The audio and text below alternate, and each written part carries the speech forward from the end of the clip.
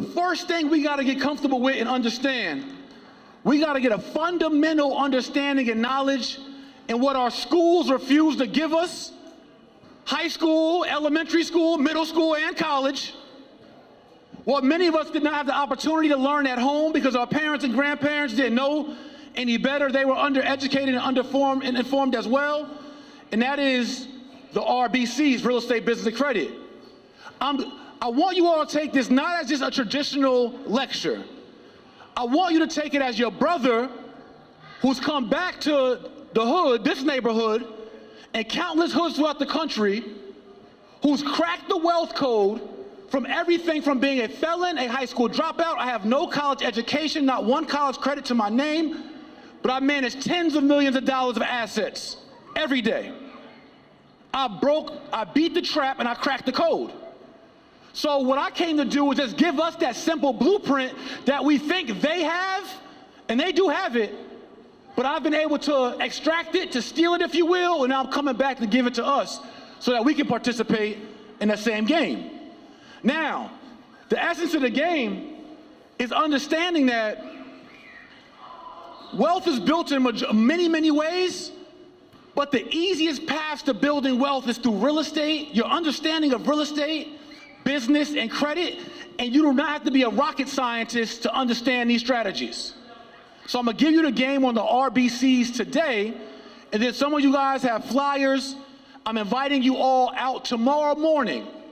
We're flying to a different city every week, but every Saturday, even though I was in the office till 1 a.m. last night, still got up this morning, fly out here to bring this information to you all. And then tomorrow morning, I'm sacrificing our team. We're getting up to teach a lecture on how to build your credit and how to do no money down real estate deals inside in the air condition tomorrow morning from 10 to 12 p.m., 10 a.m. to 12 p.m.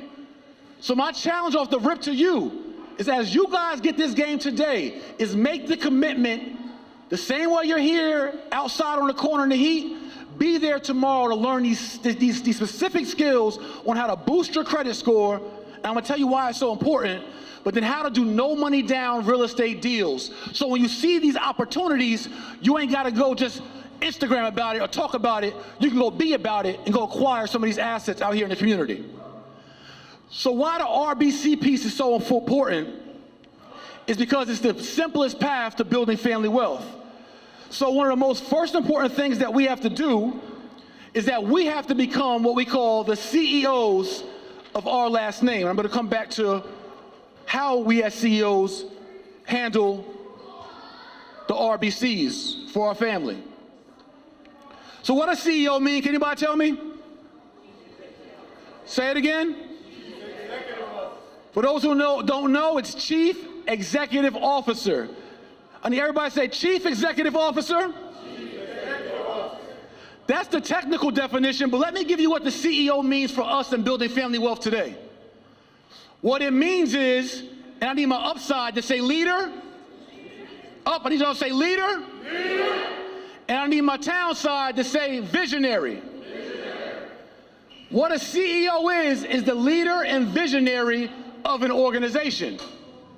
So the first part of us cracking the wealth code and building family wealth is that somebody in our family got to step up to be the big homie, to be the CEO, to be the leader and visionary for our last name. On three, I want everyone to yell out your last name. 1, 2, 3. Yeah, for that last name. Listen, building wealth has to be done intentionally. Can anybody tell me what intentionally means? Up, say on purpose. Town, say on purpose. To do something intentionally means you go after it on purpose. So if we say we have an issue with the wealth in our community or the lack of wealth in our community, the only way that we can do it as individuals and as families is that we gotta go get it on purpose. But if everybody in the family looking around like, well, is it gonna be you? It's gonna be you. Who gonna be the one? So if everybody in the family is scrambling around to hustle for their first name, so Jay look good, so Lisa look good, so Raheem look, so if everybody's worried about them looking good in this lifetime, who the hell in your family is focused on our next generation? We cannot bridge the wealth gap, and we cannot have intergenerational wealth if no one in the family takes on a responsibility to be the leader and visionary for our last name. Otherwise, we're just playing. I'm telling you this because all the wealthy, influential people that I do business with, that I've networked with, that I've been mentored by, coached by, advised by, they all have what's called a patriarch or matriarch of their family, someone that's intentional about making sure that Morrison's is straight. So the question to you is, who here today is willing to step up to be the CEO for that last name you yelled out? That's what's first and foremost. Queen says she's been ready. That's what's going to take to bridge the wealth gap. Otherwise, you just want to get this information so you can flip a house, so you can get 30 grand, so you can have a Mercedes. So you can go tear them all down, so you can go buy a section and have some sparkles. This ain't that class. What I'm out here doing is building a legacy and building and working on a foundation to build intergenerational wealth for them Morrison, so that Morrison's is straight. Not just right now, I'm talking about who's looking at on three, yell your last name again on three, 1, 2, 3. Who's thinking about that last name in the year 2040? What we look like in the year 2070? How much assets we got in the year 2090? We're not thinking long enough to even play the wealth game.